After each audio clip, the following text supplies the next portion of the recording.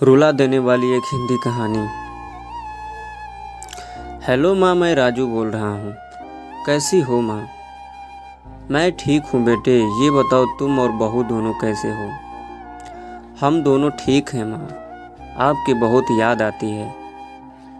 अच्छा सुनो माँ, अगले महीने इंडिया आ रहा हूँ तुम्हें लेने। क्या? हाँ माँ, अब हम सब साथ ही रहेंगे।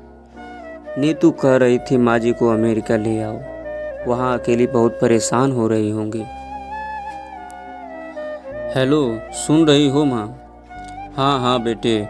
बूढ़ी आंखों से खुशी की अश्रुधारा बह निकली। बेटे और बहू का प्यार नस नस में दौड़ने लगा। जीवन के 70 साल गुजार चुकी सावित्री ने जल्दी से अपने पल्लू से आंसू पोंछे और बेटी से बात करने लगी। पूरे 2 साल बाद बेटा घर आ रहा था। बूढ़ी सावित्री ने मोहल्ले भर में दौड़ दौड़ कर ये खबर सबको सुना दी।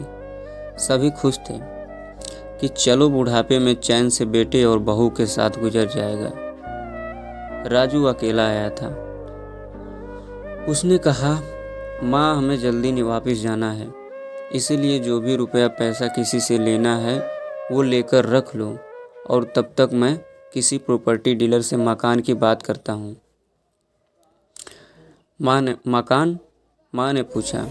हाँ माँ, अब ये मकान बेचना पड़ेगा, वरना इसकी देखभाल कौन करेगा? हम सब तो अब अमेरिका में ही रहेंगे। बूढ़ी आंखों ने मकान के कोने कोने को ऐसे निहारा जैसे किसी अबोध बच्चे को सहला रही हो। आनन फानन औने पौने दाम में राजू ने मकान बेच दिया। सावित्री देवी ने वो जरूरी सामान समेटा जिससे उसको बहुत ज़्यादा लगाव था। राजू टैक्सी मंगवा चुका था। एयरपोर्ट पहुंचकर राजू ने कहा, माँ तुम यहाँ बैठो, मैं अंदर जाकर सामान की जांच और बोर्डिंग और वीज़ा का काम निपटा लेता हूँ। ठीक है बेटे। सावित्री देवी वहीं पास की बेंच पर बैठ गई। काफ़ी समय बीत चुका था। बाहर बैठी सावित्री देवी बार बार दरवाजे की तरफ देख रही थी जिसमें राजू गया था, लेकिन अभी तक बाहर नहीं आया। शायद अंदर बहुत भीड़ होगी, सोचकर बूढ़ी आंखें फिर से टकटकी लगाए देखने लगती। अंधेरा हो चुका था।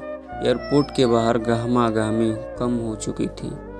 माँ जी किससे मिलना है? एक कर्मचारी वृद्धा से पूछा। मेरा बेटा अंदर गया था टिकट लेने, वो मुझे अमेरिका लेकर जा रहा है। सावित्री देवी ने घबराकर कहा, लेकिन अंदर तो कोई पैसेंजर नहीं है। अमेरिका जाने वाली फ़्लाइट तो दोपहर में ही चली गई है। क्या नाम था आपके बेटे का? कर्मचारी ने सवाल किया। राजू। सावित्री के चेहरे पे चिंता की लकीरें उभर आई। कर्मचारी अंदर गया और कुछ देर बाद बाहर आया। बोला, माँ जी आपका बेटा राजू तो अमेरिका जाने वाली फ़्लाइट से कब का जा चुका है। क्या? वृद्धा की आंखों से आंसू का सैलाब फूट पड़ा। माँ का रोम रोम कांप उठा। किसी तरह वापस घर पहुंची, जो अब बिक चुका था। रात में घर के बाहर चबूतरे पर ही सो गई। सुबह हुई तो दयालु मकान मालिक ने एक कमरा रहने को दे दिया। पति की पेंशन से घर का किराया और खाने का काम चलने लगा। समय गुजरने लगा। एक दिन मकान मालिक ने वृद्धा से पूछा, माँ जी क्यों नहीं आप अपने किसी रिश्तेदार के यहाँ चली जाएं? अब आपकी उम्र भी बहुत हो गई है, अकेली कब तक रह पाएंगी? हाँ चली तो जाऊं, लेकिन कल को मेरा बेटा आया तो यहाँ फिर कौन उसका ख्याल रखेगा?